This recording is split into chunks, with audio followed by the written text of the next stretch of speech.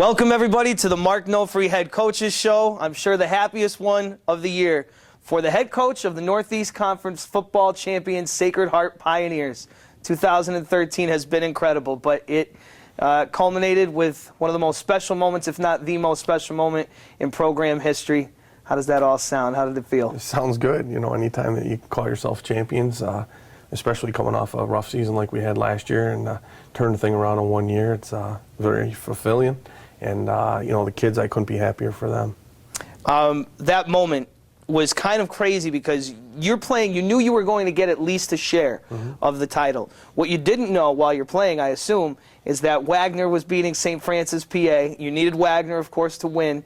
They did, and that combination is what sends you to the FCS championship for the first time ever. When did you find out that Wagner had lost, and not only that you were going to take home this trophy, but that you were going to be the outright champions and representatives for the NEC in the FCS playoffs? I didn't find out until after the game. We were still on the field, you know, taking some pictures and celebrating a little bit, and someone come up to me and told me that Wagner had beat St. Francis. So it was a done deal, but I didn't know anything about it until then. In fact, I kind of forgot about the whole scenario situation.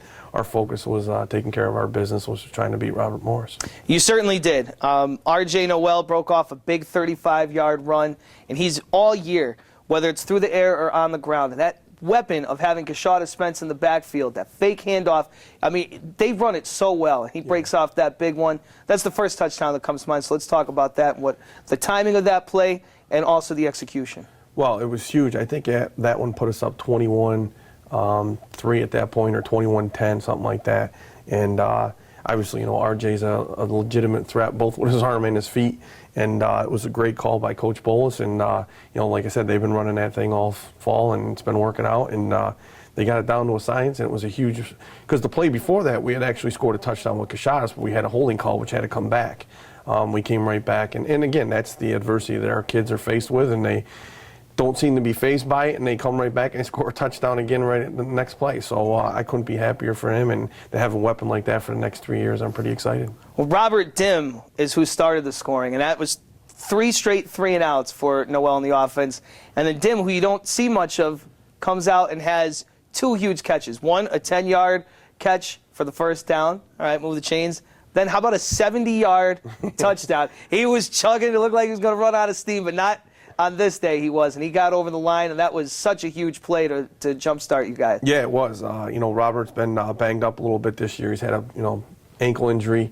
Took a pretty good hit at Bucknell, which kind of turned his ankle, and you know, he hasn't been able to play in some of the games. He hasn't been 100% healthy. We've been, you know, using him a little on special teams, but that was huge for him. I was glad he was able to make a big play like that and get the thing going in the right direction. I couldn't be happier for him as a senior. You know, to do something like that and play a role in this year's team. And like I said, he's been a huge force the last couple of years, and early in the season he had some big catches, but that by far is the biggest catch, I think, of his career. And then you threw us all out of sync.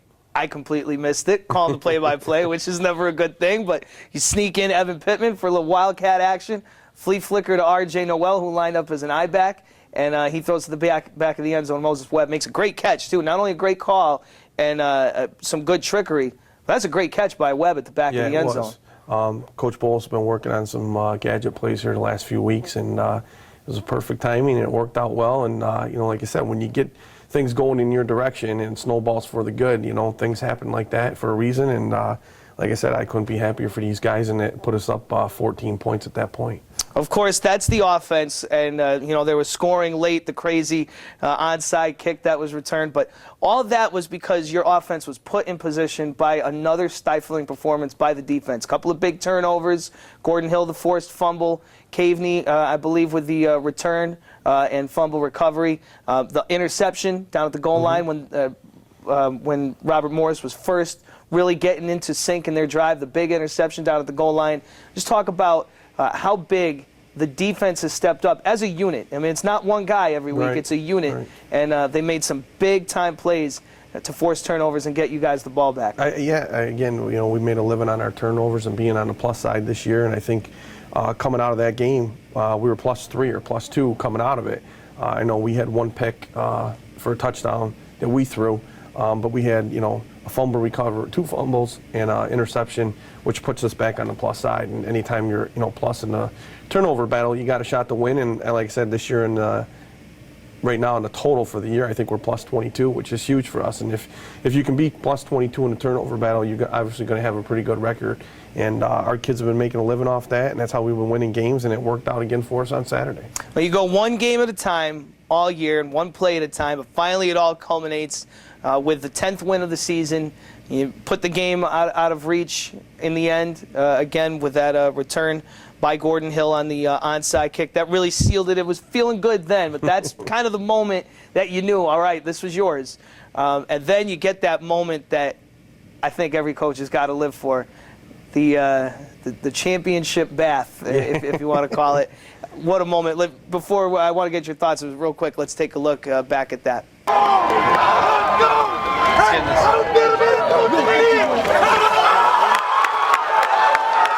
Got to be what we live for. 19 years before you get your first head coaching position. Officially, the interim title dropped. You become the official head coach this year, and it culminates with that. Just where does that moment rank in your professional life? It's huge. It's something that you always want. Obviously you want to win an NEC championship or a conference title, no matter where you coach. But yeah, it says a lot about who we are and the kids that we have.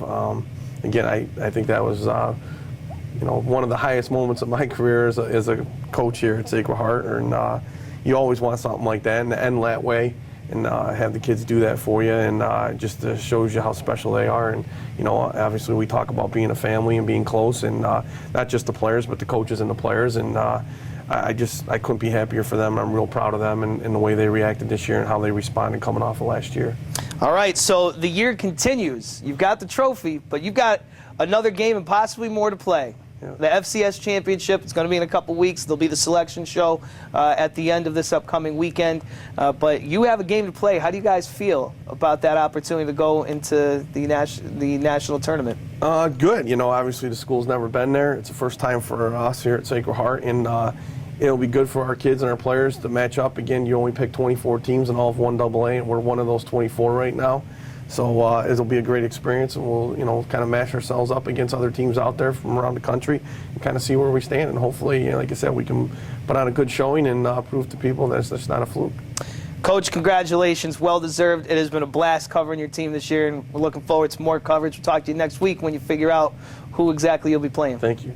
All right, Mark Nofri, the head coach of the champions, the Sacred Heart Pioneers, winning the 2013 NEC title.